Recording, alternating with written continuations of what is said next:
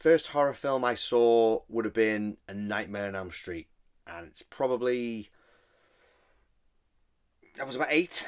Oh, was I 11? I'm not 100% sure how old I was. It was between 8 and 11, and my brother got it on VHS, if I remember correctly. Don't remember watching it with him for the first time. I don't remember seeing it. I just remember seeing it for the first time and thinking, wow, hooked from that moment on. 80s. It's got to be the 80s. So many good films brought out in the 80s. So many. Oh, I can name them all. It's endless. There's great films in the 90s.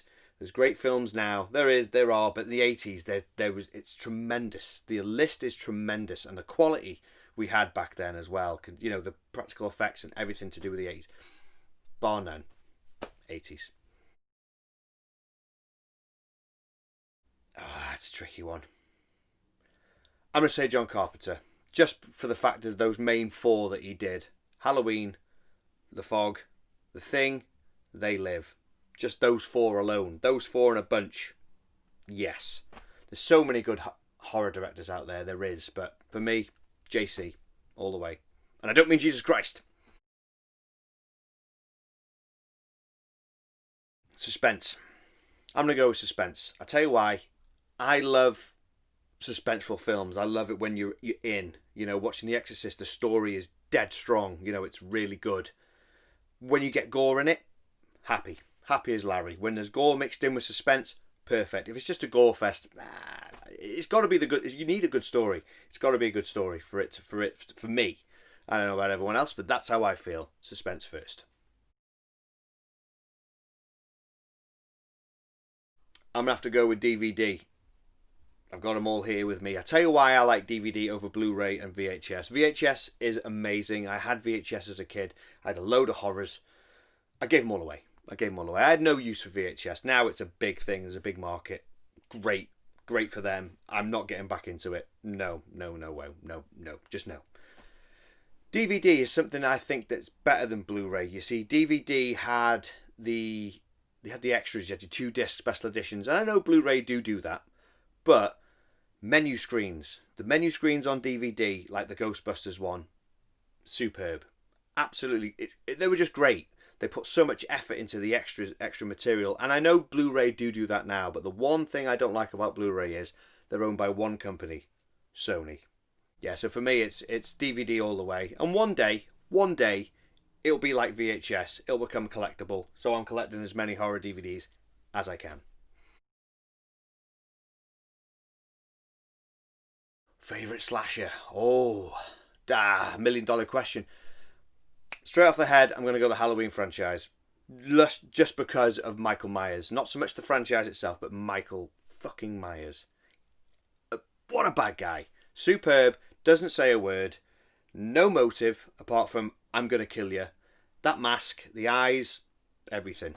There's so many Halloween movies. There's so many bad ones. But the latest one, the Halloween 2018 one. Oh, it was great. The mask looked perfect. Oh, it was aged. Yeah. Always go for Halloween. And that theme, well, you know what it's like when we talk about the theme on Splatter Plastic. Perfect. The Return of the Living Dead. Always is. Always will be my favourite zombie movie of all time. I love the Romero zombie movies. I love other zombie movies. I do like them all, but I always go back to Return of the Living Dead.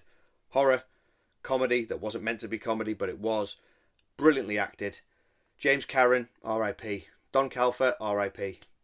Absolute legends. It's a film I watch at least once a week. You cannot go wrong with Return of the Living Dead. I even like number 2. 2 is good. 3, I can cope with 3. I've never seen 4 and 5.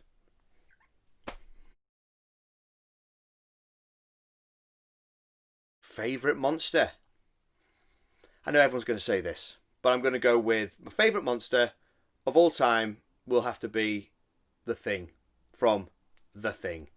Just the fact that it's a chameleon. You don't know what it's, who's the thing, and the practical effects they did for that movie were just astounding for the time. 1982, and they hasn't been topped yet. I don't think it has personally myself, but that creature is brilliant. And literally, that is happening now with this pandemic. You don't know who the hell has got what. Am I right? Am I right? Yeah, the thing. I'm gonna go with Graham Humphreys because his artwork is it's bar none. It's so good. It's iconic. It's also it reminds me of my childhood because when I'd buy a VHS of Nightmare on Elm Street Part Two, when Freddy's there with the fingers like that coming through, it stayed with me, and that's Graham Humphrey's work, and it's perfect. And he is a really nice guy because I've met him, and he's really really nice guy. Graham Humphreys all the way. Why horror? There's something about horror that you just it gives you that buzz. It gives that adrenaline buzz. It's when there's a death and you're like, ho, yes, I love it. I love everything about around it. The fact that the killer's always after somebody and they fall up the stairs and it's like, what are you doing? I love the fact that you go, what are you doing that for? You stupid cow! Why you could have? Oh dear, what? That you're gonna die. You deserve to die. I've had enough. I've had enough now. I love that. I love the fact that you can get so engrossed that you want these people to die. And there's not just that. There's so much more to horror. But horror is just, and it's a community. It's a huge community, and everyone is so friendly. It's unreal. And the amount of friends we've made through our show, Splatter Plastic, through horror, wow, mind-boggling in the two and a bit years that we've been doing it. So yeah, that's why I love horror.